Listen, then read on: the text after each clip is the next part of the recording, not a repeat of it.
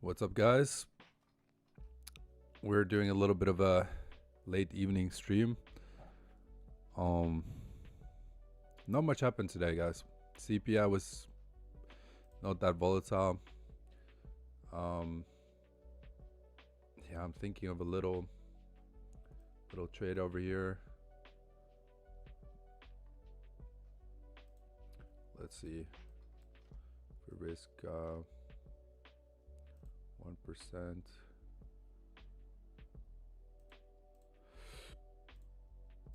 Sorry.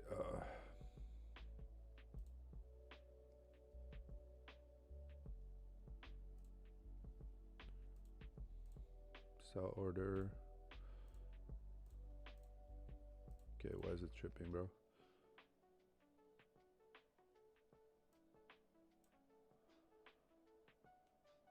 Okay, bro.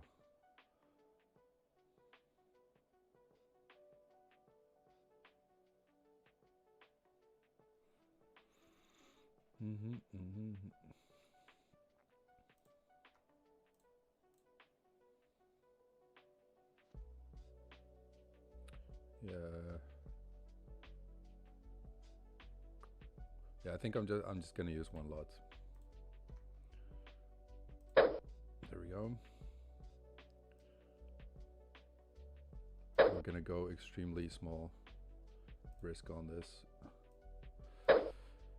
Because I don't know, today is just not a very exciting day. Maybe some volume picks up, but overall it's hitting all the EMAs. It's kind of staying above the 100 200, but it's trying to break it right now. Yeah, I think it's moving towards the downside. We're risking like 0.25% on this trade. So it's not a big deal. But did you guys trade CPI? Did you guys trade CPI?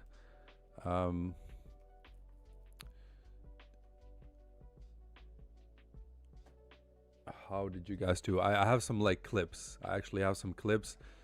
Let's look at those clips in a little bit. I'm gonna pull them up because some people today, they really lost like badly, guys. No, it's CPI. Because it was an iffy CPI. It was a weird one. So let's see here. I think this is the best clip. Let's actually take a little look at this. So let's put the trading view screen. Okay, there we go. Check this out, guys. This is I'm about to fucking sue TradeSyncer. Everyone talking like CPI this, CPI that. What the fuck is this? Bro, I blew 20 Apex accounts on that shit. Am I missing something? Bro, this is why I always say, don't try to cheat the system. And I was like, you know what? I'm gonna just try to get 20 Apexes, bang, good. And I'll just leave them. And then when I want to trade them, I have 20 passed and I can just activate them. I will never be participating in this fucking bullshit again. I'm telling you guys, I always say never. Oh, wait, he's gonna show it in a second. Just stay a little bit patient, guys. Never cheat the system, actually trade your account. And I was like, dude, like everyone's talking about this shit. Let me give it a shot. I filmed it. Watch. All right, let's see if this shit really fucking works.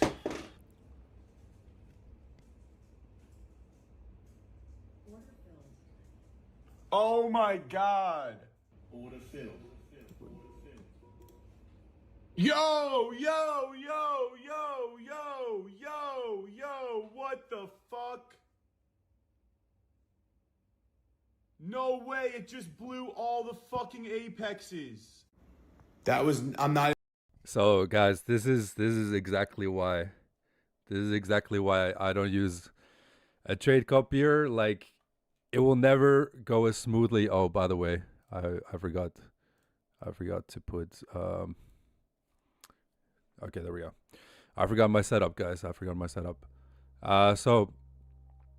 this is why, guys, like the trade was actually good.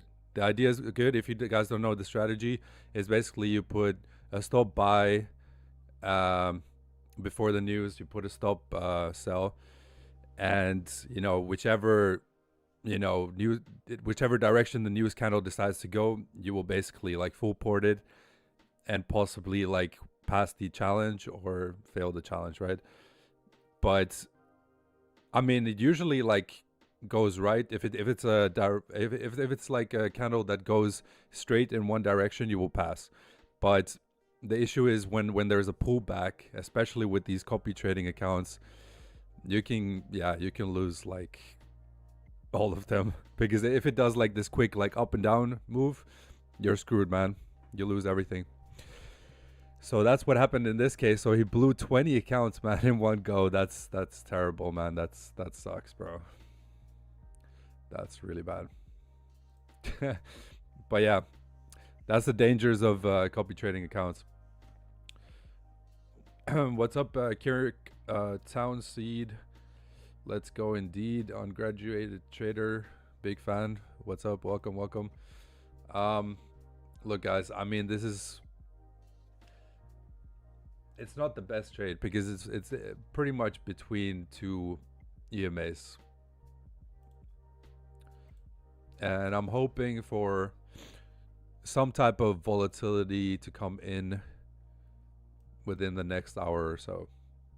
Otherwise, I'm gonna be out of the position. But like, yeah, I mean, today kind of sucked. Let's be real. Yeah, this is pretty much all of the daily action. It's pretty much nothing. It's kind of similar to yesterday's candle, so it barely like moved. It's just been moving sideways, and there's not much hope. So that's why we're risking a very small amount, and I'm only doing it just because of the stream. I wouldn't even take a trade today, but we got to do something during the stream to keep it a little bit exciting. But like normally, I would just I skipped the rest of the day. Nothing happened during CPI. I was hoping to catch like some type of move after CPI. But lately, CPI NFP has not been that volatile. So there's not been much. Yeah. No, yeah, CPI Lotto has nothing to do with copy trading. Yeah. I mean, look, the thing is, when you're copying between different platforms and stuff, there is a little bit of lag. So when there's that, and it's like different platforms, right? So when there's that little bit of lag, it's very sketchy. Like a little bit of slippage when you're trading like that high of contract size as well. And it's not slippage because it's futures, right? But I mean, because to copy trade, it's not instant. It's a couple seconds, and when you have like a news candle, it can really make a massive difference. So, guys, just trade manually, man. You don't need, I don't know. Yeah, I guess if you have like 20 accounts, but do it on the same platform. Like TraderVate, for example, you can copy trade on the TraderVate platform, right? Just do it, and with TopStep as well, right? So you can copy trade on the platform, and it works pretty smooth. I mean, sometimes it's a little off, but like usually it goes pretty smooth. So don't do the third party stuff because it's on a server. There's a little bit of lag, and yeah, you could miss out. I mean, he actually had the right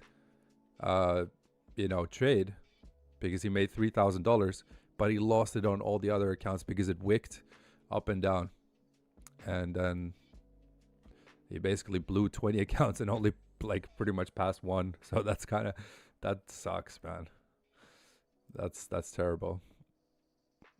And that's a bad risk to reward. One account for 20 accounts blown. That's terrible.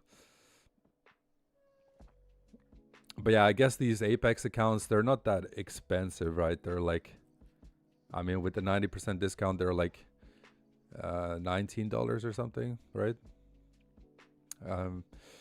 So 20 accounts, yeah, it's only like $400, right? Yeah, 400. It's not that bad. It's not that bad. It's not that bad of a loss. But like, I think Apex, like those trailing threshold accounts, that's a scam, man. Trailing threshold is a scam, bro. Why did he post it? Ad revenue? Maybe. Like, yeah, of course. Like,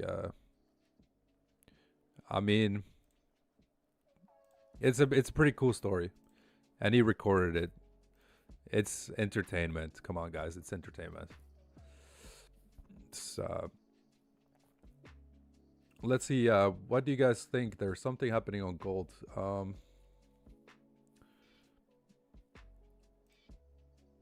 I don't know, man. Gold is like, yeah, same kind of thing, man. It's barely moved today.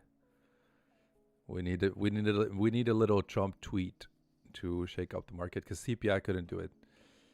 Nobody cares about the Federal Reserve or anything else. Everybody just cares about Trump's tweets now, which is yeah. I guess it's like the modern world now, man. We have a president who's tweeting, is keeping everybody informed. I mean, not we. I'm not from America even, so like, but I mean, it kind of affects the whole world. It affects trading for sure. So yeah, those tweets are powerful, man. They shake up the market. We just had a 1 hour candle come in.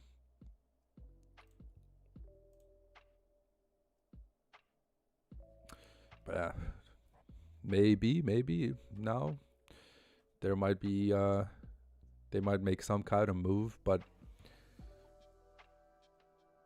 yeah, it's barely doing anything. Did you guys trade today? Salute Yizzo. What happened to Foreign Money Channel? I think I don't know. He kind of made it into a car channel, but I think he's like much more happier just being offline and just making money. He has like he's trading. He has his brick and mortar business going on in Canada, and you know he's making good amounts of money. So like he doesn't need. Guys, social media is really not that. Yeah, it has a lot of negatives, and to be honest, not a whole lot of positives. So it's nice to be private as well about your life. I think, there's yeah, there's positive things about it, but having a lot of attention and stuff, I think maybe he doesn't like that, because it's also like negative attention. I think people don't really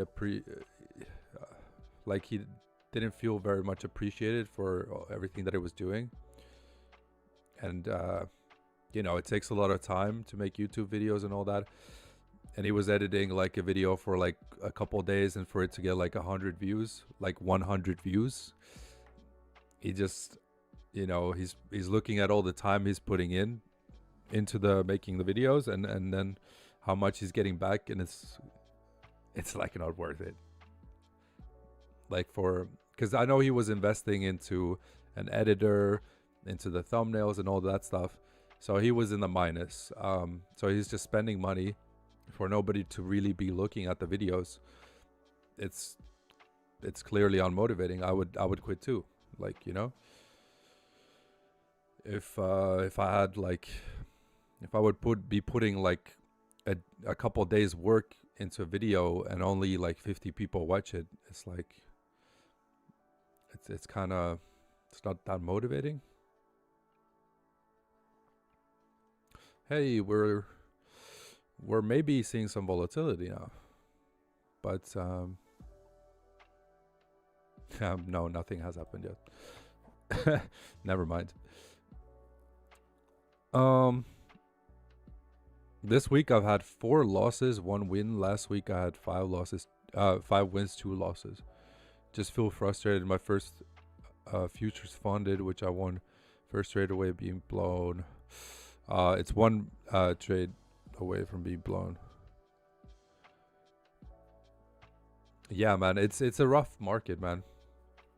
It's actually better to stay on the sidelines and wait for a better market, to be honest. You know, everybody's like saying like, oh, war volatility. I'm not seeing any volatility, guys. Like, the market is barely moving. Like, I don't see any volatility right now. This is probably the worst the market has been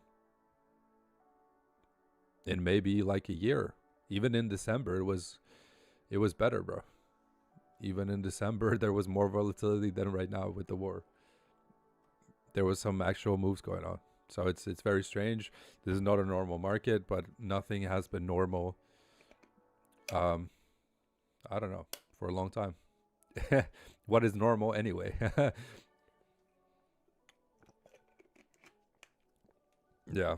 Anyway, I think people were like anticipating a lot more, but like I think this whole war situation, it's very, very unsure what's gonna happen. Like, and there's two opposite sides. Some people think it's the best thing ever, it's like very necessary, and some people are really, really against it, like strongly against it, very emotional about it on both sides. And like tensions are high. And I think, you know, the big money, they just don't know what to do. They just need like some type of event to happen for them to make the decision of what's gonna happen. And they're just waiting for that. They're waiting for the war to be announced that it's over. That will be a big push. Or if it escalates, it could be another big push. If it continues on for a long time, I think indexes will drop. It could be a bear market, especially, you know, oil is very oil could be like, you know, it hasn't moved much as well, to be honest. You know, in the beginning of this week, I thought like maybe oil is the next kind of gold where we'll get like big moves with it. You know, it is moving pretty volatilely. Like, yeah, oil is moving pretty big, but like, it's also sideways. Now it's also sideways. So everything is consolidating, and consolidating markets are difficult. Because it's not just like very simple support and resistance. There's a lot of wicks happening. There's, you know, it breaks below a range, comes back up, does like a higher high, then, you know, there is no, it doesn't make much sense. So these ranges are quite strange.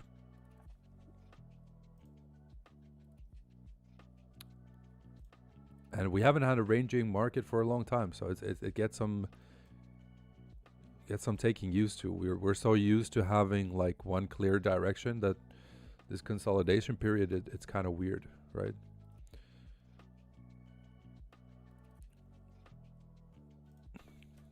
But yeah, everything has like it's a little weird season we're in.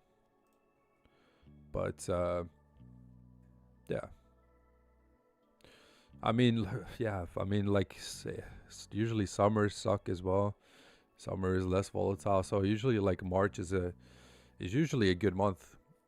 I like January, February, March are usually really good months for me. This year, not so much, man. Not so much.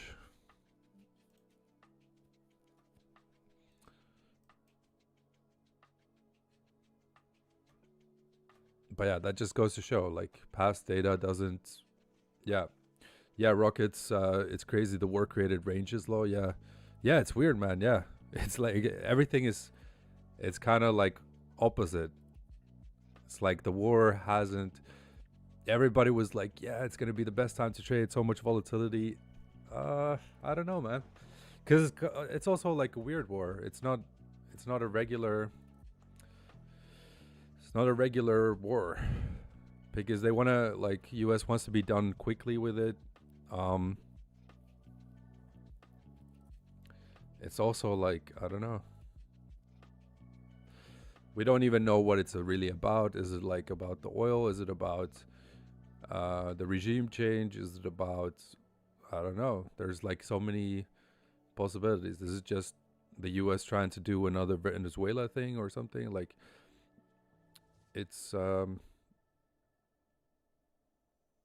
I mean, the administration hasn't been very clear about it as well. Obviously, it could be all of those things. And Israel is involved as well, of course, because they, want their safety and stuff. So it could be like a situation that goes on for a longer period of time because there's like a bigger plan to it. I don't know. Like, yeah, it's weird. But yeah, we are living in a world with a lot of wars right now. I mean, Europe still, like Ukraine and Russia is still fighting. I mean, they have like some kind of still not resolved, let's say. Um, yeah, it's weird times.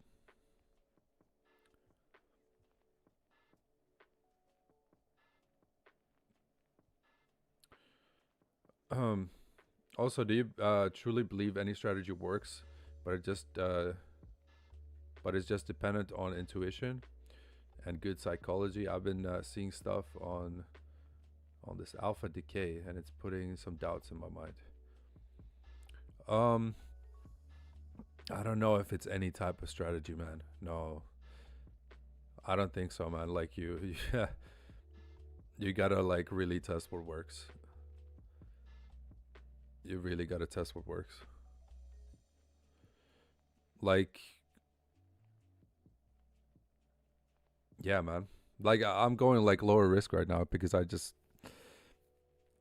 know right now we can't really. It's a little bit more unpredictable, you know.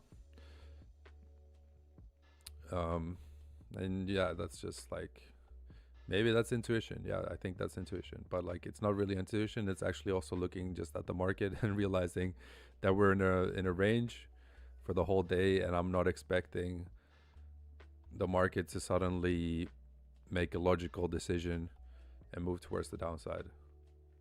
Even though technically, I think it's the more likely scenario, but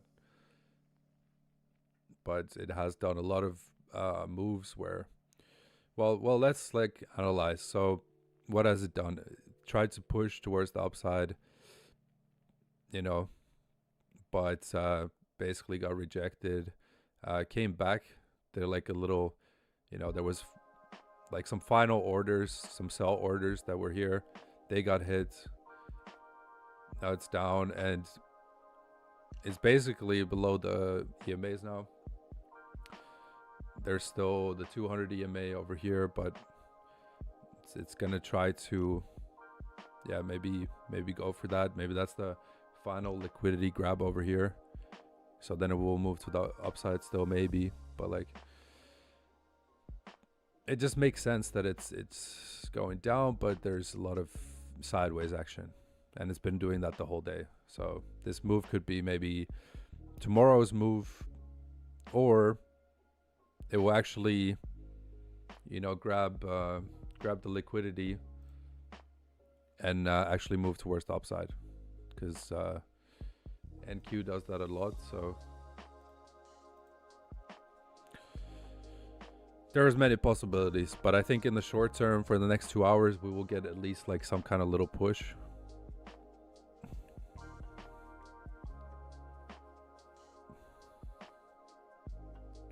So I don't think, to answer it shortly, I don't think any strategy works.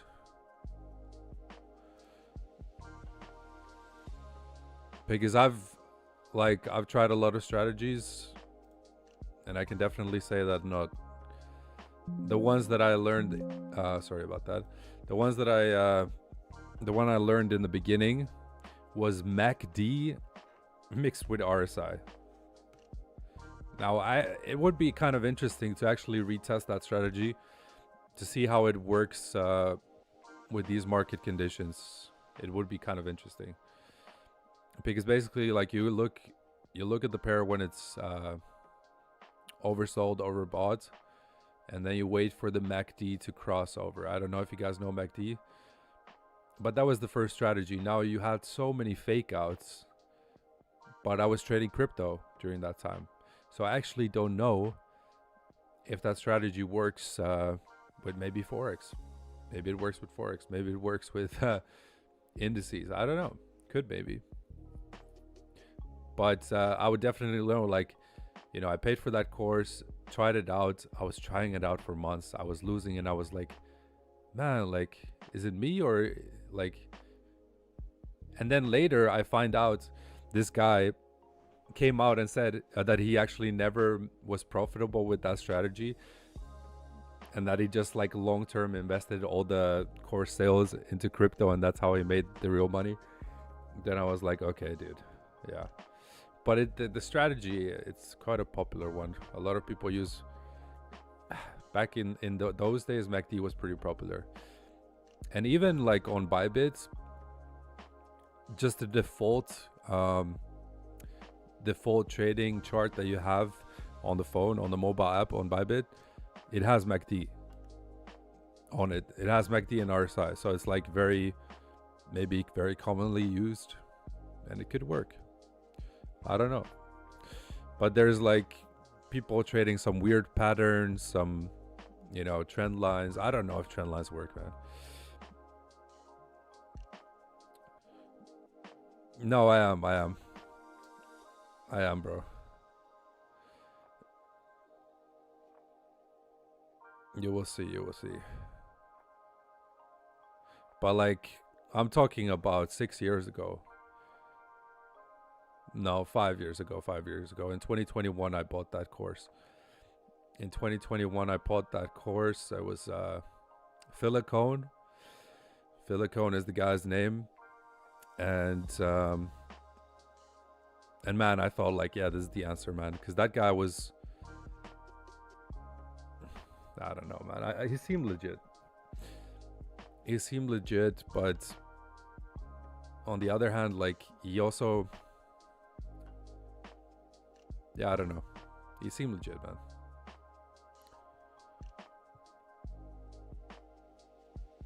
But yeah, that just goes to show as well, like, when people are selling the course, you know, it usually is, yeah, I guess it usually is the case that they don't really make as much as they're claiming. Because the guy would only show wins, and I fell for that. You know, because I was also a beginner. I was like, oh yeah, like he's winning, because he only posts wins, like win on like on YouTube. He was always showing like 10k, 15k, 20k. I was like, you know what? Like, I'm not that good. Let me buy the course. And I was disappointed because I didn't have the same results. Now, maybe with my current knowledge on a little bit of the price action and stuff, I can maybe manage that strategy in a way where it is profitable. That is possible. But how much did you pay for it? I paid like $3,000, man. $3,000 in Ethereum for that, man, which was a big amount, you know. And I've bought other courses as well. The worst course that I ever bought was this guy on TikTok, and it was like, it was so bad, man. Like, I bought the course. When I bought the course, there was only one video on that course, and it was basically to set up some kind of indicator on the chart. And I was like, okay, I waited a whole month. He was like on TikTok, like, yeah, I'll release more videos. We never even got the strategy. And it was like a monthly membership. And I was like, bro, I'm not going to keep paying monthly when you don't even have anything on this course. Like, yeah, so that was probably the worst course I bought.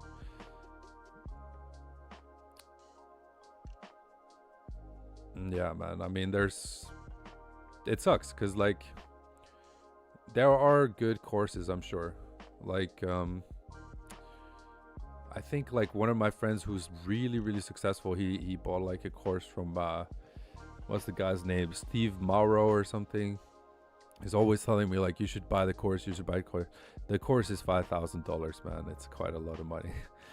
But and it's super complex. It's a super complex one, and I would have to ditch everything that I'm doing. But when I see the guy's results, you know, making like 100k payouts and stuff, I'm like, okay, like maybe there is some point to that course. He swears by it, but he studied that course for like 2 years straight. It's like that complex until he finally got it and it actually started working. So I don't know if you guys have rockets have been profitable for 4 out of the last 6 months. I wonder if that's enough at least to start trusting my performance. I think that is enough. Yeah, that's a good track record. Yeah. Look, you will always have like, you know, a month here and there where it just doesn't, your strategy just doesn't, like the market is just not compatible with your strategy, and that's fine.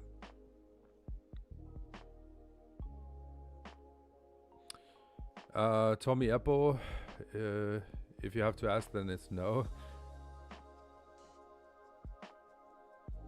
Well, I mean, maybe he's getting there.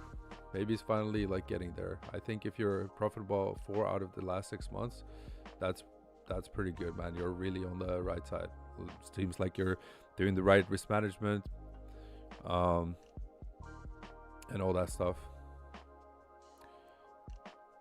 Last year was like really the year where I was profitable on my like really well profitable on my personal accounts, because before that I would do really crappy risk management on those personal accounts, and I would just keep, you know, I was trying to flip. I was trying to do it in one day again, you know, because I was like, okay, like if I use like a prop firm drawdown and kind of pretend like it's a, you know, let's say a 10k account, I use the whole $500 and I try to make the profit target, like make 1500 out of it, like quickly, but you know, that was my mistake. But when I actually like started to trade like pretty solid risk management on my personal accounts, like it went really well. So I would say like in that sense, with prop firms I was still like gambling more in 2023. Like you can, if you guys have seen my videos in 2023, I was passing, it was still possible to pass prop firms in one day, by the way. Now you have a lot of rules like consistency, this, that. Back then you can make the whole profit target in one day and pass. So you have to do that with like a little bit of gambling. So what we would do is we would like pass these prop firm challenges the quickest way possible in 1 or 2 days. 1 day for the phase 1, 1 day for phase 2, and then trade the live account with 1% risk management. Andrew NFX got banned by all the prop firms because he did this consistently, like all the time. He would get max funding with all these prop firms, full margin trades, and like, you know, pass them, right? But now there's all these risk parameters, so you can't do that stuff. Like, it's ridiculous. You would risk basically NAS USD is NASDAQ, man. Is US 100 on some brokers. It's yeah, it's NASDAQ. NQ on futures. Yeah, I guess NASDAQ versus the US dollar. Yes, that's it. Yeah, so you could do that back in the day, but like nowadays you can't, which is better because you know, gambling is not allowed anymore. But basically, yeah, I would risk the whole 5%. I would risk the whole 5% of the 100k, let's say. So the whole 5k to make the profit target for the like 8% or 10% back in the day. You know, I would just try to flip it. So then I had the flipping mindset when I went into my live account as well. I was like, yeah, if I can do this on prop firms, I can do it also on my personal account. Which It's actually not good. Like it like created this gambling mindset, which is not really trading, right? Even though I had like a little bit of success, it dwindles very quickly as well when you stay in that gambling mindset. Like like you can win a lot very quickly, but you can also lose a lot very quickly. So that's just high stakes. So I definitely like learned my lesson from that. But yeah, I was stuck in that for a while, man. It's another pitfall, I would say. Trying to get there too quick. Yeah, I'm profitable now. I'm profitable now. Like last year, I had like some months where I was just like, wow, man. Like, I couldn't believe the performance. Like, because it just keeps getting better, I think. It just keeps getting better, right? You just see little improvements, but like, when you actually see the P&L at the end of it, because like you're just like doing it, and then at the end of the month when you actually like look at it, you're like, holy smokes, I actually did it, dude. Like it kind of paid off, right? um yeah, and I was able to like buy some things that were very, yeah, that I didn't think I could buy, like, let's say, um which is like very, yeah, it's very fulfilling. And now, like, I would say, man, last month was not so good, man. I also blew like a 6K payout, man. That's so there's been some hardships, man. But I think partly the reason, a little bit of the reason is the market, obviously, but like also my psychology was definitely also a factor in these, a huge factor. You know, I was like, after I got like the court verdict, I was in a pretty bad mental state. You can imagine, man. Like, I don't think anybody's happy when they see like you got to pay 27,000 euros, not even dollars. Like, you just got to pay that. It's like $30,000. Like, I think nobody's gonna be in a positive mindset or relaxed mindset. I was pretty, looking back, I was like not in a good mindset. And maybe I shouldn't have even deleted all the past videos, bro, but I did. So you can already see by that action that I was not in the right mindset.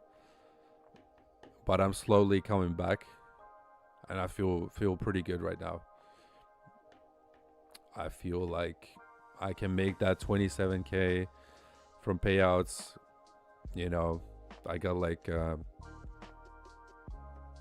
solid positive mindset, very relaxed.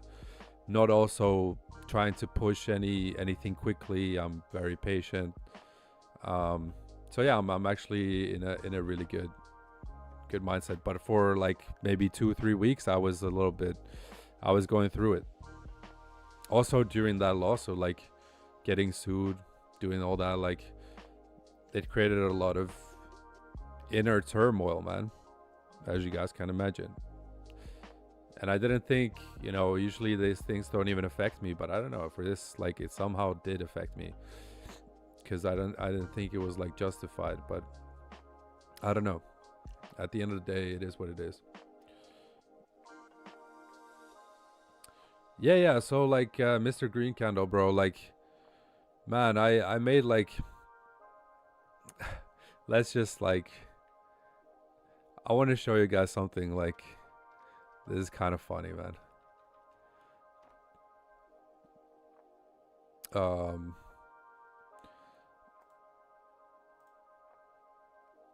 Fuck, it's not loading, dude. Okay.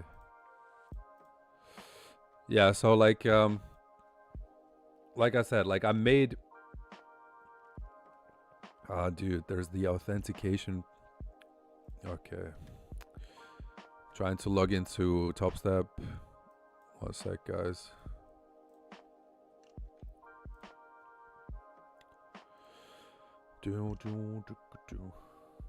Right now, NQ is not doing anything.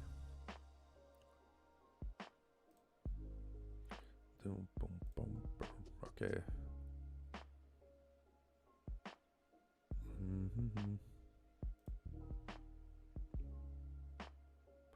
Okay, yeah, so this one is a pretty funny one. Okay.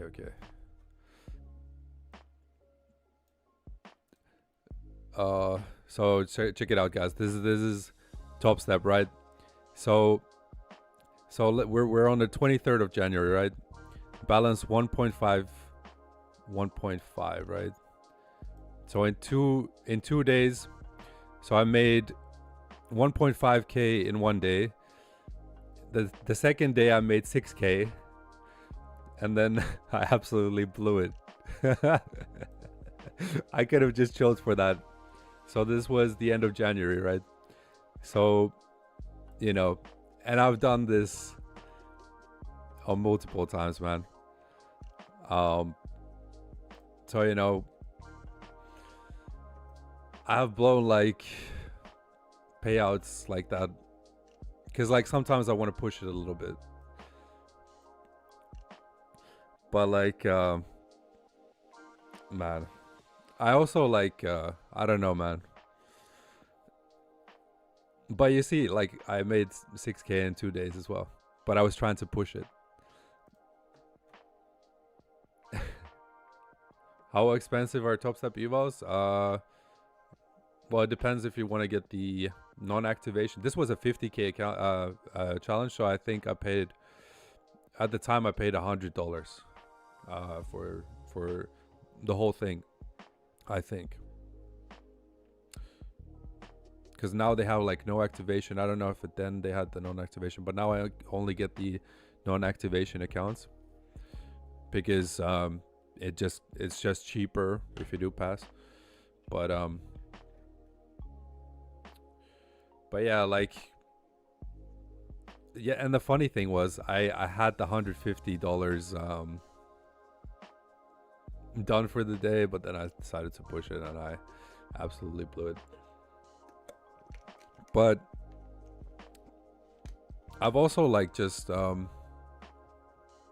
was absolutely like flying in January. I was passing these challenges left and right, and I decided on one of these accounts, like, hey man, I'm just gonna decide to like really push it on this one, make like 10k, get the max payout. But hey,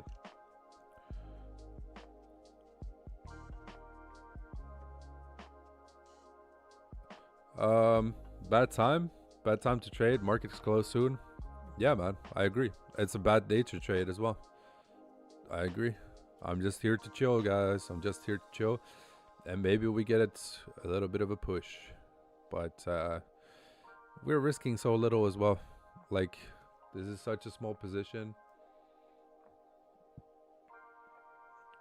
Let's risk like $100. I don't have much faith. It's been pretty much at break even for the whole stream until now. Is gold doing anything? No. Also sideways. So yeah. Did you guys trade CPI? You see MFFU rapid sale, $100 for 90-10 split, but intraday once funded. Oh, I don't like the intraday, man. Trailing threshold, whatever it is. I just think that's a scam, man. Obviously, like, static drawdown is king, man. If you got a static drawdown funded account, it actually means something. With trailing drawdown, trailing threshold, I mean, it's nothing, bro. Like, because look, even with trailing drawdown, it does become static once you make the drawdown level and like 10%, and $100 on top. So you make, and then it becomes like a static drawdown account. That's nice. With trailing threshold, it's terrible, man. One trade, it comes back to entry, and your account is gone. Like, you're up the drawdown, let's say 2k, you have 2k drawdown, it comes back to entry, your account is gone. Like, that's a scam, man. like if you trade real funds, like that's not how it works. That's not how trading works. So I think that's a scam. I think those accounts are just for gambling as well. It's just gambling. You got to get lucky with one move that moves straight to TP. Otherwise, you're screwed. If there's any like big retracements, you kind of have to get out of the position quick, or you got to manage it with trailing.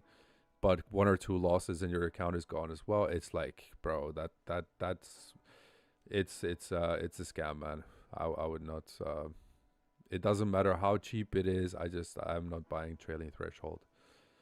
I'm not buying trailing threshold. It's not sustainable. If you want a funded account, it has to be something that you can actually take a bunch of withdrawals from, that you can keep it for a long time. Yeah, that that thing that I showed you guys, that was a massive L. Yeah, that was. I'm just showing you like probably the biggest mistake I made this year, but um but yeah, I made that same like mistake in 2023 in December. So sometimes you want to go big, and that's usually when I fail as well. So like I think it's just like a universal thing, man. Like slow and steady wins the race. Whoever gains little by little will be wealthy. Wealth gained quickly will dwindle. It's just like these universal laws, man. Like if somebody wins the lottery, they can lose it very quickly as well. It's just like, if you get lucky, if it's not based on skill and actually hard work, you won't appreciate it as much as well, and then it will go away. It will, when you actually like gain it little by little, it means more to you. So you nourish it better. You don't gamble it in one day, and then it just works better, man. It just works better.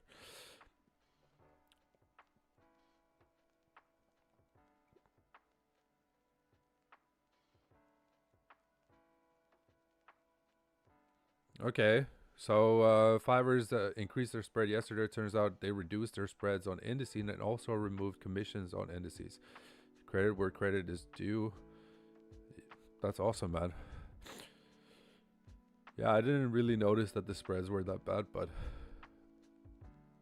guys, what do you think? What do you think I should do with my funded account? $350 left. Lose? Do I risk the entire balance on one trade, or do I split the risk in two? Okay, bro. Like, I think, look, you gotta risk. If you're gonna risk it on one trade, it has to be a very, very good setup, and you gotta be patient. You gotta be really patient. You can't trade on days like today. You can't trade on any day this week because oh no, there was a little move. There was a little move in the beginning of the week, but yeah, definitely not on days like today. It has to be a clear direction, clear move, and it has to be a trending day, and then you can make the account balance back. So yeah, Trade-O-Vate, it's not the best platform. I agree.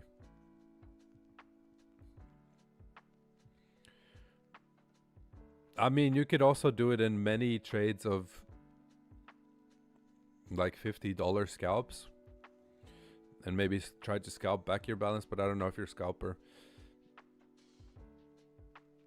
I wouldn't full port it. You're going to regret it later. Right now, it seems like you want to get out of this drawdown situation fast. But if you actually think about how you would feel if you blow the account, it's not a nice feeling. So you'll be like, oh, I wish I had a funded account now. No, just stay patient, man. Just stay patient. Wait for the market to actually show some clear direction, and then, take the trade. When you actually like feel like, man, this is like a really, really good trade, you can take it. But it's hard to sit and wait on the sidelines. It's very hard. I know. You want to get out of the drawdown fast. It's difficult. I know, man. Hi, man. Did you ever believe in stop bonds or manipulation in the market? No, I don't think so, man. I don't believe in it. I think the market is It's just buyers and sellers, guys.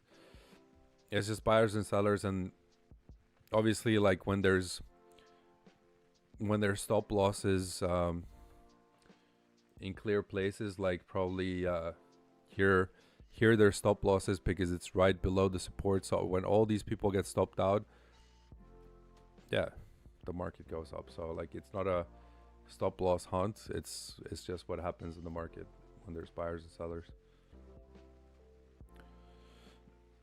I don't know. What is a little bit of a manipulation is that they all make a move like 1 second after the news. Like that's some kind of like they've already decided on their move. But I mean, that's also not really manipulation. It's just big money moving the market.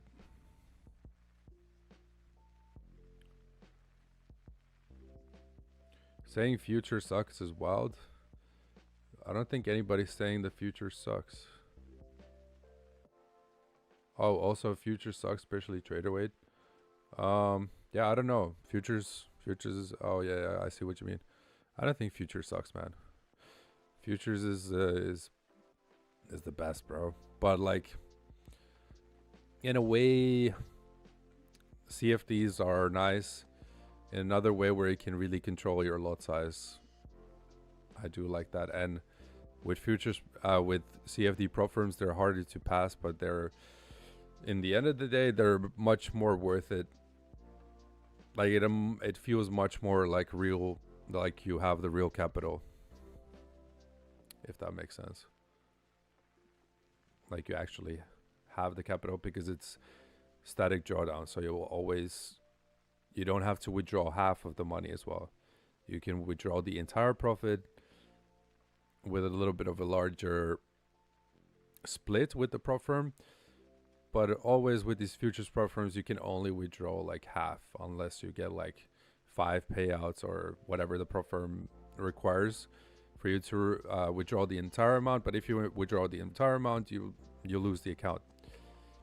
But with this, for example, let's say this was a funded account, we could withdraw 1K, and then we still have the same amount of drawdown. We have 10% drawdown still left. So it's like a real account. All the profit that we make on top of the starting balance is ours, and like 20% goes to the prop firm. But anyway, you know, it's much more sustainable.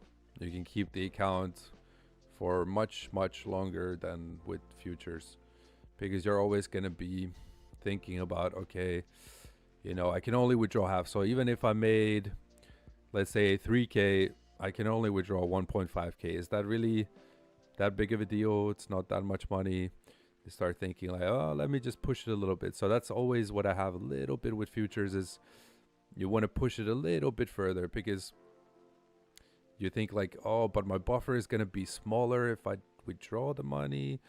Like, I'm not going to have that much drawdown, so let me push it a little bit further so I have more drawdown as well. So like, you know, you get these kinds of thoughts, and it's probably for a reason. With this, you're just chilling. You're just making the money. Like, and then you keep the same exact account when you have withdrawn. So that's nice. That's what like, there's positives on both sides. There's zero spread on futures. There's so many positives as well about futures, but at the end of the day, if you think about, you know, how much the account is worth, it's much worth to have a funded account in CFD, I would say. A lot of the CFD firms also allow overnight holding, which, you know, you can really think about like long-term trades. You can hold it overnight. A lot of the futures firms don't allow it. So for example, yeah, this trade, if we really think, which I'm not very confident that it's going to go down, but like today at least, but if we think maybe during the Asian, maybe during the London tomorrow, it might go down, we could hold it overnight. But like, not with this account, by the way. Not with this account. Damn, I meant to go no nonsense channel, learn a VP. How to use ATR for logical stop loss placement for your trading time frame.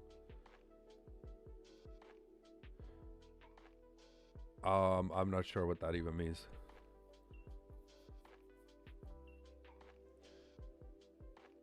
I'm sorry, bro. Could you restate that question, maybe?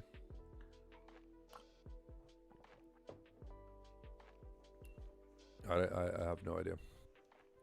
Guys, this trade is absolutely going nowhere. It's probably going to get rejected off these EMAs again.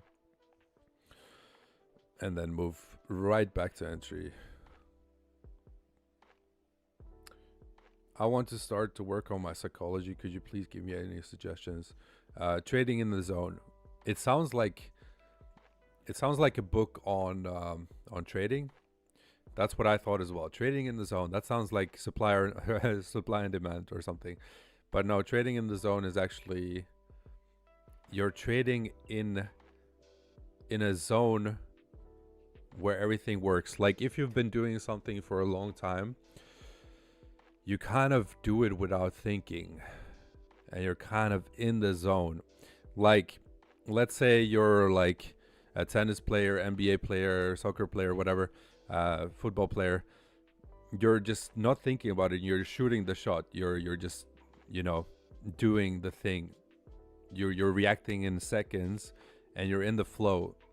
And if you can be in that flow state, like that's what I think trading in the zone actually means. So it's not about trading in like a zone, but it's trading in a mental zone. So it's actually a psychology book, Trading in the Zone by Mark Douglas. I think the guy's name is. There's a lot of good stuff in there. There's a lot of books, man. There's a book on. There's even unrelated books that I've read, which is like willpower.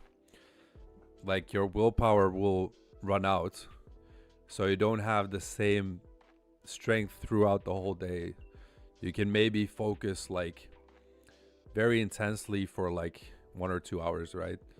So that's why, I don't want to do these live streams for like 8 hours either, because otherwise my focus is not there. So you got to also plan your trading a little bit according to that. Today I didn't take any trades.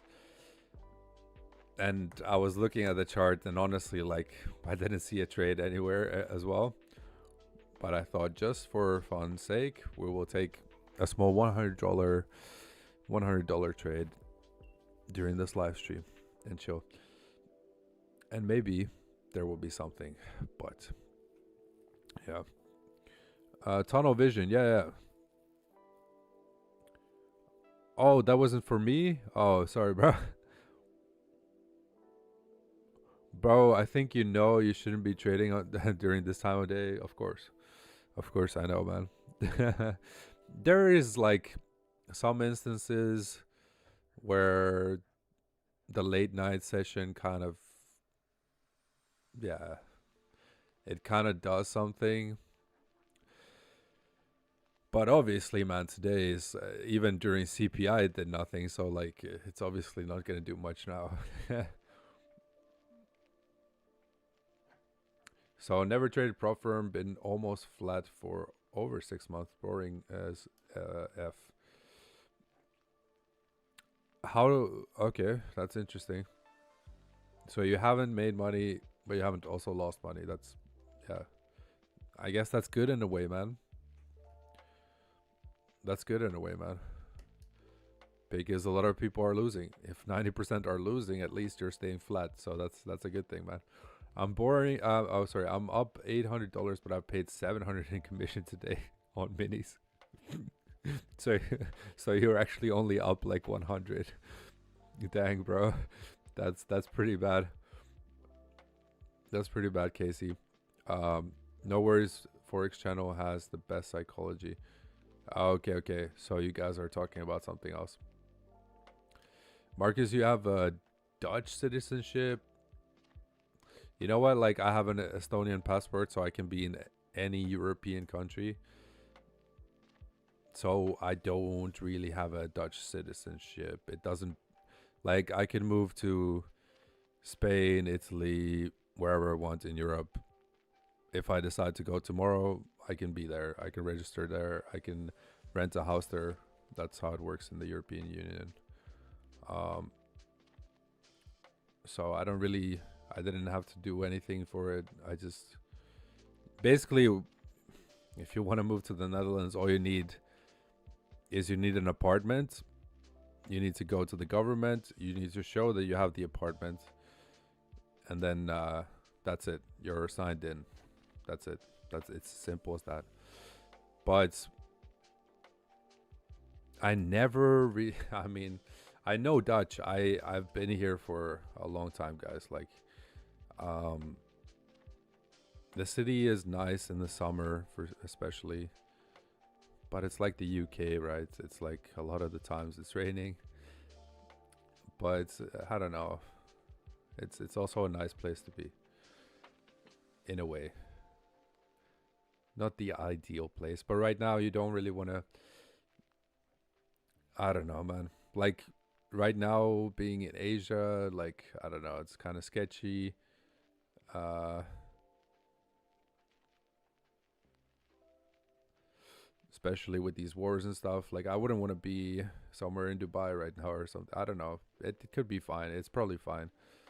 Yeah, it's probably fine. But I'm happy. I'm kind of happy. I'm in Europe. I'm kind of happy. I'm in Europe.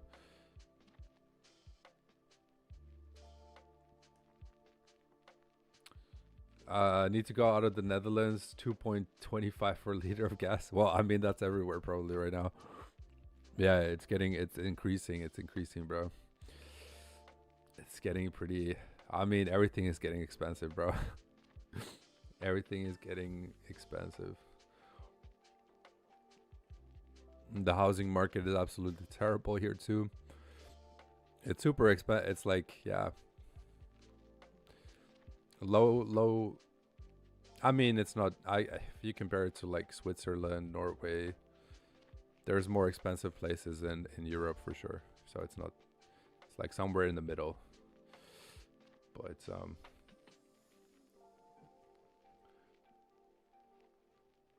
come to Israel. We would love to have you. Well, that's like going into. Well, I mean, I think Israel is safe too because yeah, it's like it has very good protection, but like you're entering into a, you know, danger zone.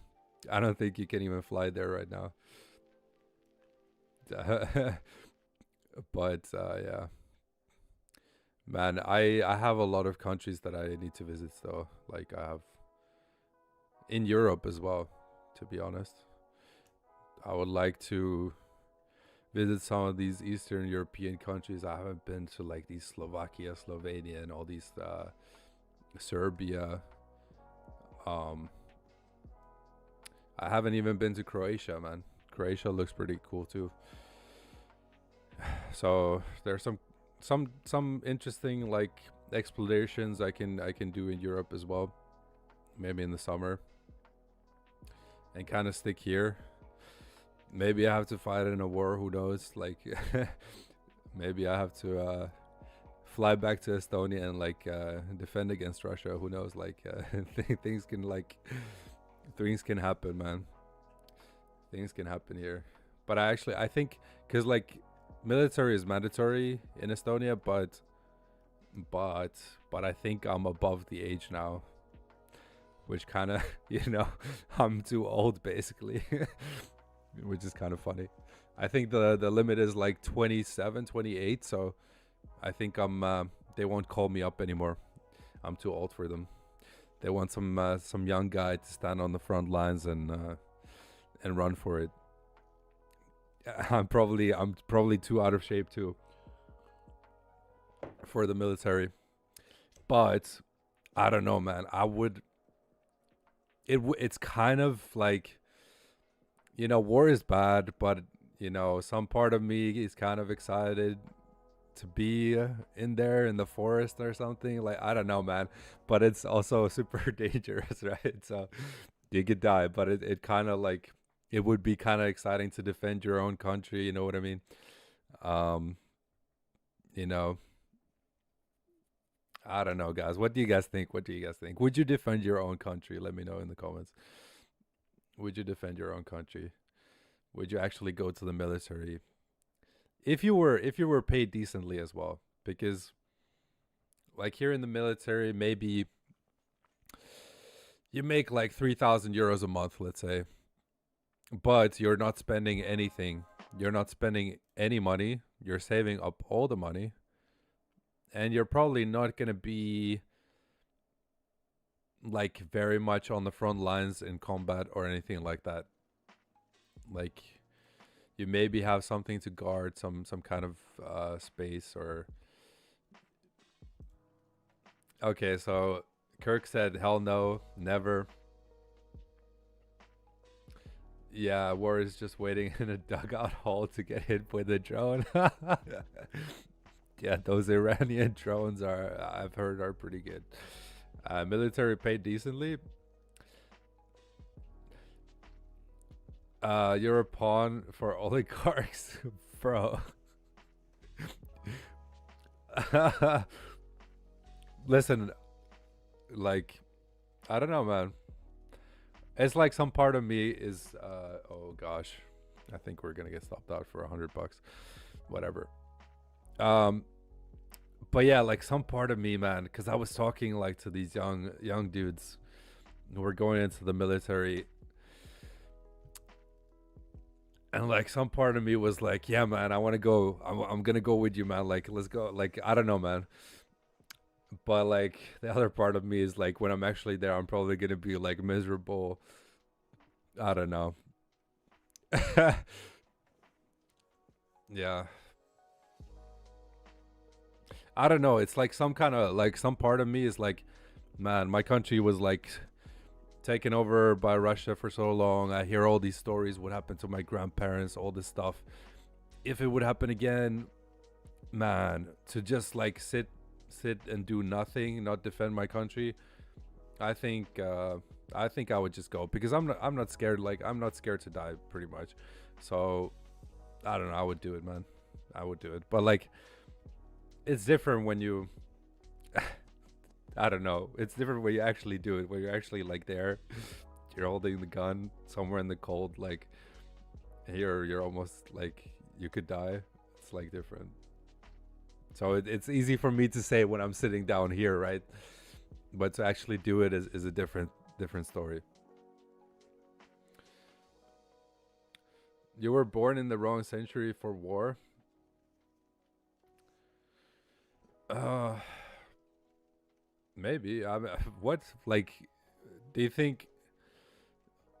Yeah, I mean, look, it's not as bad as 1940s, I guess. Like that was a bad time to be alive. Probably this first world war was a bad time to be alive as well. We're not in that bad of a situation like yet. I don't think we will even get to that bad of a situation, hopefully not. But like but yeah, when I hear the stories like of my grandpa and stuff during the Second World War, like it was really brutal, like brutal times. He had like 8 brothers, 4 of them died. One of them literally got shot while he was sleeping in his bed. Like he literally came and shot him in his bed. One of my grandpa's brothers, one of them got sent with the ship to one of these camps, and then the ship drowned on the way, so he drowned in the ship. Like crazy times, bro. Crazy times. The Russians stole like my grandpa's house that he had built. They just said like move the flop out, like we're taking this. Like crazy stuff would go on during these times. So we're not living, at least when I look at my grandparents, I'm thinking like, man, I actually have it very good. I'm actually spoiled compared to them. You know what I mean? So yeah, it's not that bad. Like, and during the First World War, there was also like a plague that killed like millions of people. It was worse than COVID. The Spanish flu, I think it was, right? Spanish flu. Bro, I'm feeling stupid now. Spanish flu. When was that? Yeah, yeah, Spanish flu.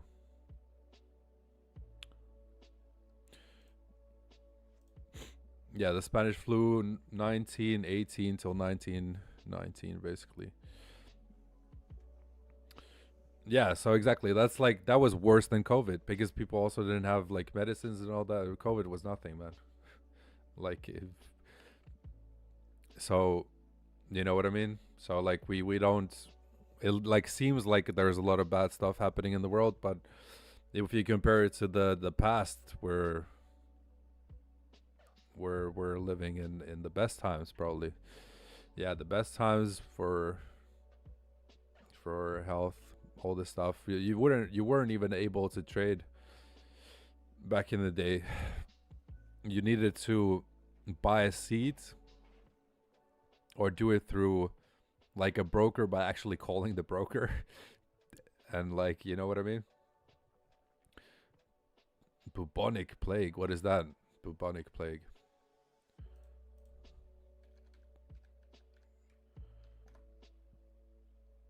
Oh wow. Oh yeah, yeah, that one. Oh yeah, yeah, yeah. I mean, there's been a lot of you know diseases, guys, like that have killed. Like, yeah. I mean, yeah. Back then, like you could die from a normal flu as well, right? So we're really like living in some lucky times, actually. When you look at it, it may seem like everything has gone to crap, but like if you take a look at history, it's not that bad. Imagine living in the 1500s, guys. Like dirt all around, no roads, just like horses riding, but like like the equivalent of a horse would be like a Lamborghini or something. So like you would need to be very wealthy to have a horse and stuff. Like, bro, it's like you get one disease and you die, bro. Like quickly. So like very dangerous times. They're like I don't know, man.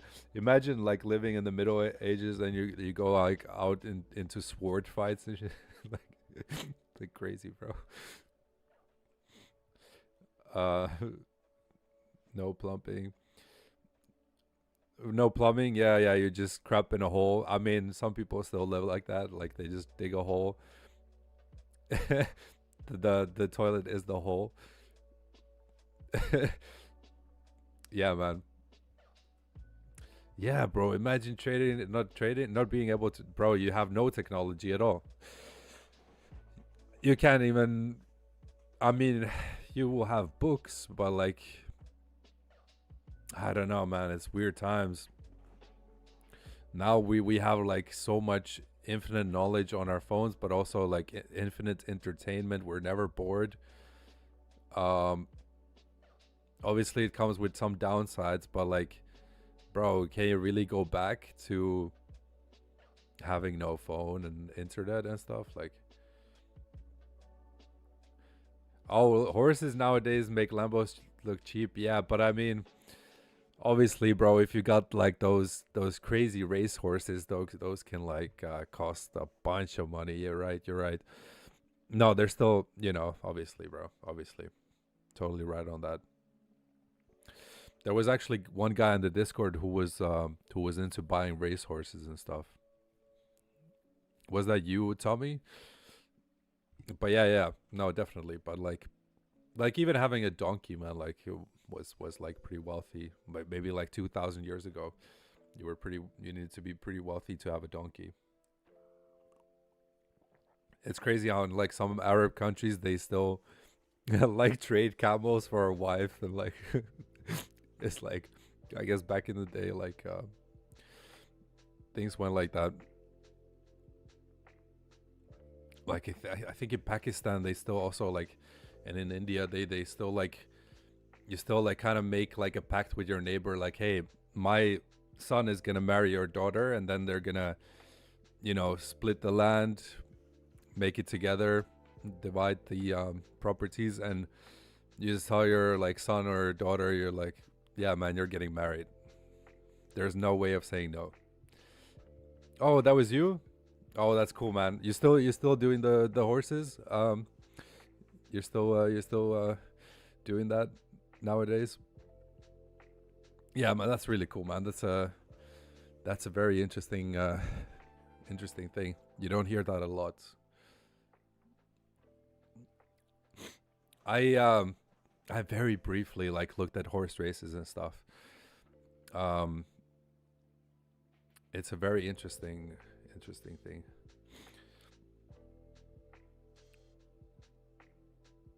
We would be blacksmiths or something. Yeah, I mean that's pretty cool, bro. Yeah, trading like real gold and silver, like but like making things out of it. Maybe that would be something cool to do. We are getting stupider, TikTok brain. Yeah, 100%, man. We are. I mean, if I look at because my little brother is like, he's 12, right? So like, but it's also smart in other ways because you can adapt to things very quickly and like when it's fast like this, like if you, I don't know if it's like old age or something, but if you're like a boomer, you're kind of like slow with things, you're not understanding technology, but like when you're born into this, you can get things done quickly on the computer and like understand things also very quickly, but it could just be down to age because neuroplasticity and all, like when you're young, your brain can learn languages very quickly, new things very quickly. So I think it's down to age too, pretty much. But like but yeah, we'll see, man. We'll see, because like I think for me like it's nice that I was born. I saw like both sides. I had the cassette tapes, I had the CDs, I grew up with that stuff. No phones, like no mobile phones really. The Nokia was like out, and then the camera came slowly to the Nokia. Then in 2008 we had the iPhone come out, touch screens, all this stuff. So I was like, I grew up with both, and it was kind of nice to see both sides. Now this next generation, man, they're growing up, yeah, like you're saying, man, like with AI. That's gonna be very, very interesting what it does to the brain, man, to be to have all that, man. Like it's pretty interesting, man. 1850, just trading his potatoes. Yeah, bro. Yeah, trading his potatoes, man. Like, bro, yeah, I think yeah, I would probably be a farmer, man. You're right. No, that's probably what I would be. Yeah, I would be somewhere in Estonia just farming my potatoes, and a little carrots is like trading them for the neighbor's milk. I'll be like, hey man, you want some potatoes? Give me a couple of liters of milk. Give me some eggs. Trade, do trading, but like trade instead of trade, money. I'll just trade my potatoes for clothes, for other things. That's how it worked in the village. Like somebody would make clothes, somebody would do that. Like you would just trade your stuff for the other stuff, because not everybody can do everything at once, right? So there would be like one blacksmith, there would be one obviously potatoes would not be worth that much, but I would probably get by. I would probably still live decently. I don't know. Did you try Equity Edge instant account 100K for $72? No, bro. Like that seems like sketchy, bro. Like how can it be $72 for 100K instant funding? That doesn't make any sense, bro. I don't know, bro. Like, is it like what's the catch? What's the catch there? What's the rules? What's the rules? I wouldn't really trust that, man. It's kind of like Equity Edge. I would put it at the same level as Next Level Funding, who was offering like instant funding for $10, which is like obviously a scam. Even we covered it in the last live stream. Even my virus scanner like gave a warning for that website. So like it's trailing drawdown. Yeah, obviously like instant funding is trailing drawdown, but there must be some other issues with it. I'll have to look into it. But it's there's no way they're giving 100K funding for $72. There's no way. That's not sustainable. It could be a quick money grab before the rock pull, because that honestly sounds like they're desperate for sales and getting money in somewhere. Maybe they're already running behind on payouts and they need money quick to pay those payouts, otherwise they're going to crash. It seems like that kind of a stunt as a last little. Yeah, I would be very afraid of that kind of firm, man.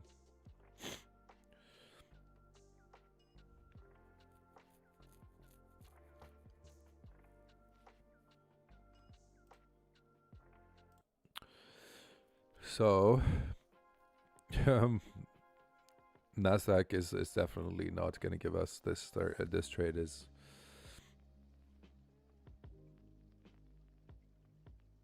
just absolutely nothing, man. Sorry guys, don't copy this trade at all. This is yeah, I just wanted to come on live, because otherwise I'm gonna do these lives like yeah, maybe once a week, which is a little bit too little, because I want to like keep consistency as well with these lives. Oh, by the way, the Doyle situation is getting pretty interesting. He tweeted out today that he's gonna prove us wrong and all this stuff. So he showed something on Discord. Apparently Andre McClendon, he recorded the Discord thing. And yeah, so like guy here now, the reason why I didn't come on NY was because CPI, I already saw like there was no trade today. Like after CPI, I hoped there was going to be like more volatility and stuff. Then I looked at the New York Open and I thought like, okay, I'm not going to take a trade today. Then now in the evening, I was like, you know what, like if I'm going to skip every single day on the lives, then it's not going to be very good, right? If I only come on like once a week. So that's why I thought like later today, like screw it, we'll go on live, maybe we'll get something, maybe not, but yeah. But definitely like New York session is New York Open is when I trade, and hopefully next week we'll actually get some volatility. Hopefully Friday is usually a nice day. We will you know, get some kind of push. You know, today has just been sideways. So did you catch a trade today, guy here now? Did you catch a trade today, guy here now? I followed him when he was in Detroit and moved to Florida. Sad to see he led people to believe that he was trading live. Yeah, exactly, man.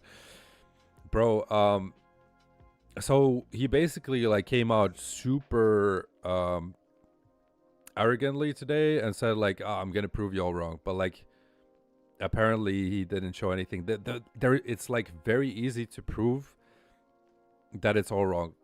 Go to those trades that were on the live account and just show on the back end your full statements, like your full P&L. If you show your full P&L, you can go trade by trade that all these trades were legit. If he does that, we're completely annihilated.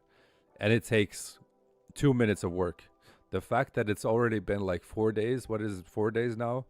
And he still hasn't responded, and he's like saying like that he's gonna respond now and all this stuff. What, like he's like calculating, thinking about how he's gonna respond.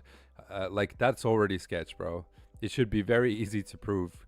So why he's like taking so long, and you know, it's very sketch. He's like thinking of excuses to make, and the best excuse he can make is that he was copying the demo account into live accounts. But the problem with that is when he didn't say that while he was taking those trades. He was like, even in the video, right, where it clearly shows it's a demo account, he was like, look, this is a live account. I have no reason to lie. I have been doing it for 7 years. I have no reason to lie. Everybody's like lying in the trading industry. I am not like that. And then it shows demo. Now, if he didn't know that there was like demo there, he could have said like, okay, look guys, this is a demo account. I'm copying it to some live accounts. And you know, now if he says it in hindsight when it's already been exposed, it's like, okay, now you're using it as an excuse. But before, you could have said to everybody that this is what you're doing, but you didn't say it. You know what I mean? You know what I mean, guys? Like now it's a very lame excuse if he uses that excuse because it's after it's been exposed in hindsight that he's coming out like, oh, now I do copy trading suddenly. When you never like, and what's the problem with showing a demo account on YouTube? Like if you're copy trading, why always blur it out? Why always blur it out? And why claim that you made $10,000 when it's a demo account when you're actually copy trading into other accounts? Like it all doesn't make sense. So he's playing these things in his mind, and that's why he hasn't reacted yet. So the longer this goes, the longer I'm confident that this is actually like a huge cover up, because it's not just one video. He's probably been doing this for a long time, allegedly. You know what I mean? I've been watching him since 2021. Wasted so much time following these grifters. Dole literally is asking ChatGPT for excuses right now. Yeah, bro, he probably could. He probably could, man. It's yeah, it's like, it's very easy to prove. 5 minutes.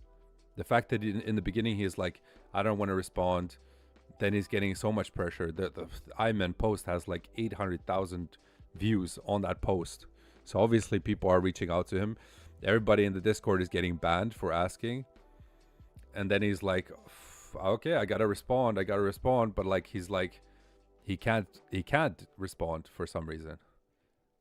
He can't respond quickly, which is a very simple thing to do. Look, guys, I can go right now. Look at this. How quick. I can, oh. I think I have usually entire history. There we go. So I can very quickly look. Boom, we can go right here. And it shows you, he can just show you months of data that he actually took those trades very quickly. In 5 seconds, boom, he has it. But for some reason, he can't do it. So, you know what I mean? Like, he can just go to TraderVate, go into all the trade history. Easy, bro. Easy. But there's something going on there. Yep.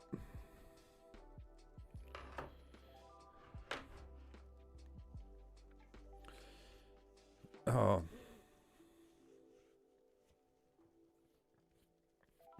And actually, like, what's his name? Sully's advice, I think. He had the same excuse when Andre McLennan caught him with a demo. And he responded so late. So here's the funny thing was, it was the exact same catch. He got caught with a demo, but then he couldn't show the trades from that demo. He responded months later, and then he was suddenly starting to copy trade.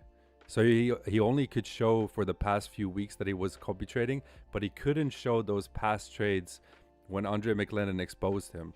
So that's why he was like waiting it was such a he was smart about it. He was smart about it. He actually like deceived a lot of people with that, I think. Um, but I don't know if you guys remember what happened with Sully's advice. I sadly have deleted that video now, but if you guys have seen it, you guys will know what happened there. Man, I kind of regret like deleting my videos now, bro. But it is fine. It's fine. We're moving on. Like we're moving on in life. It's fine. But yeah. So there was also like a split second in that video where it showed that it was a demo account, and he never actually proved that he actually copy traded that. It was a good excuse.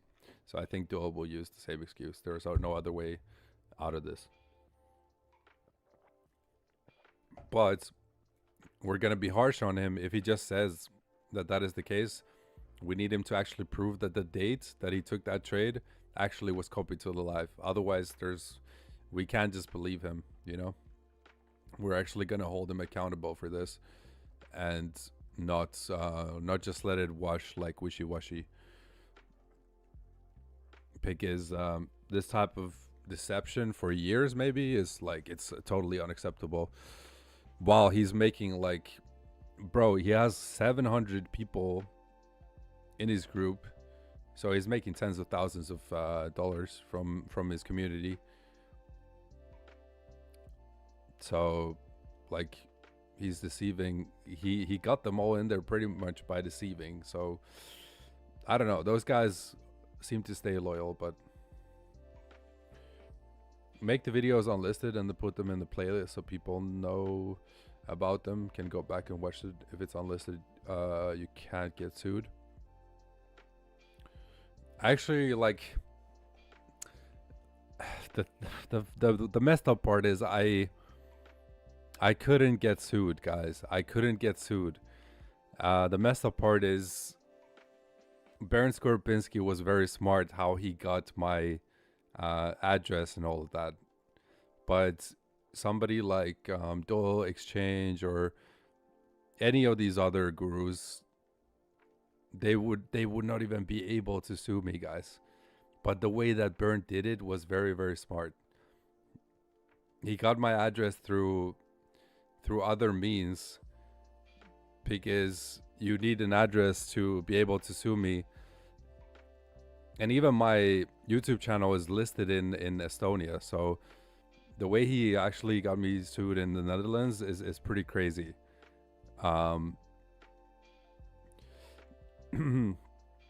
Marcus, have you seen Iman Trading's videos? Yeah, of course I've seen them. Yeah, man. Big shout out to Iman Trading, man. He's probably the best in the industry with those kinds of videos. The one he has on ICT trading was the first one I saw, and it was brilliantly made. It's like over an hour long, right? It's like 1.5 hours or something, and it's like engaging. It's very well edited. It keeps you on the, you know, it's not boring. It's so much good information. The guy is very talented, because he knows how to make something interesting, something kind of funny. Yeah, the editing is really well done. So that guy, hats off, man. He's probably him, and Tommy Anytime. Tommy Anytime is really, really good as well. I like his style as well. My style is very basic, man. Like, you know, I just get it pretty much out there, man. I don't do that much editing and all that, but like, you know, I wish I could do it though, like in those styles. The Iman video on ICT failing the Robbins Cup is one of my personal favorites. Yeah, bro.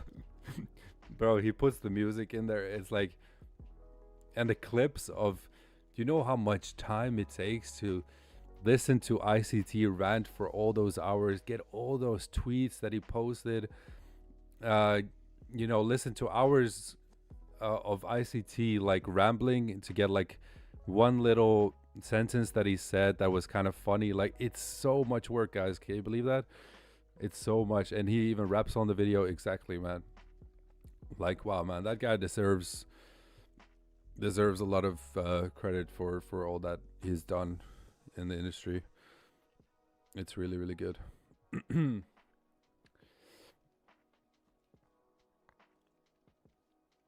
Yeah, guys, we're approaching like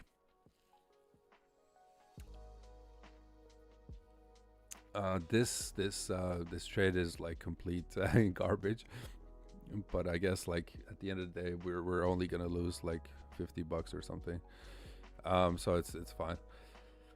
But but yeah, guys. I mean, we'll see what this whole situation, how it unfolds. You know what was funny as well? I saw like somebody who liked my Twitter post on the Doyle exchange situation. It was trades by Simon. I was like, what? Like he's liking it. Like it's kind of interesting today. It was funny that he's watching that Doyle exchange situation as well. Yeah, so pretty interesting.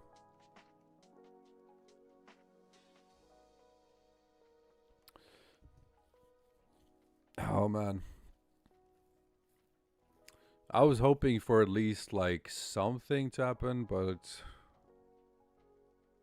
it's just like,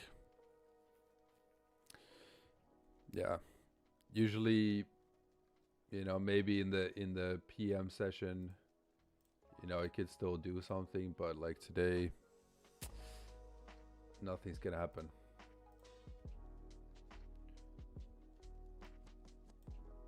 If it gets any higher, we're just gonna get out.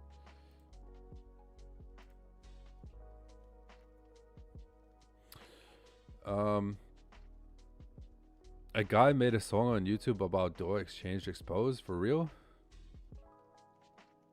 Yeah, it's ranging, I know. Yeah. It's been ranging the whole day. It's literally the whole day it's been ranging. Even with CPI, I thought there was going to be something happening with Doha Exchange Expose song. What's it called on YouTube? No way, bro. No way, bro. Okay, let's listen to this together. Let's listen to this together. What's this? Let's see. Nope. Doha Exchange. Here we go. No flipping way, bro. I'll show you that this is an actual live account. As you can see, it's a live account. Got no reason to cap or anything like that, bro. Like, bro, I've been doing this for way too long, bro. Like, I'm going on 7 years, bro. Like, come on now. But I just wanted to show y'all that because people be doing a lot of lying when it comes to the trading space. So, bro, we don't do that over here. So we're gonna go through this slow. Here we go. I paused it at the right moment. There you can see it. Demo 22633371.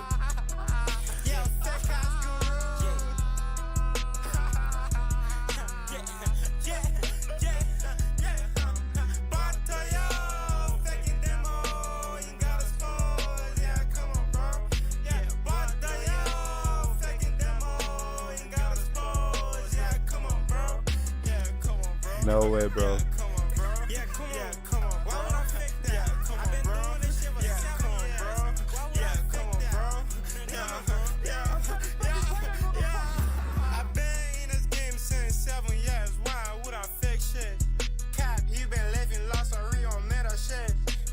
Bro. You got caught faking trade just like my fakes, just a Highway, just a Alex, just a Lambo, just a ICT, just a trading. That's great. That was flipping insane, dude. I can't believe it, bro. I can't believe it, bro. Somebody actually made it, and it's actually a good song, bro. No way.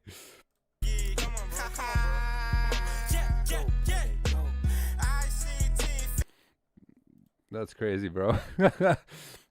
Oh man. Doha Exchange is literally trust me, bro, as a person. Oh man, dude, that kind of slapped, bro. That music was pretty good. Oh man, what do you guys think? Was that anyway? I'm probably gonna get out of this trade, guys. Hmm, nothing's gonna happen today. Oh, shoot.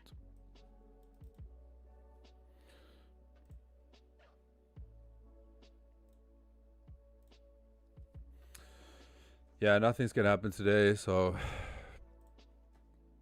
anyway, that song was legit good.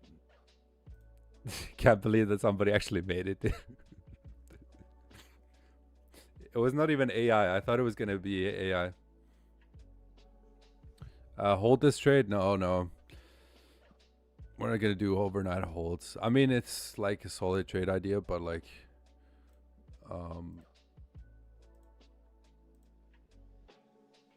we'll see, man. Maybe it dumps in Asia, London tomorrow. But yeah, hopefully tomorrow will be better. If not, we might skip tomorrow and like really go for something big on Friday. But like, we'll see, man. Because maybe Friday, I don't know, man. Like the market is just ranging. We need a little break of structure, man. But yeah, man, that song, man, like that was a good intro as well. That was a good intro. Like that was funny.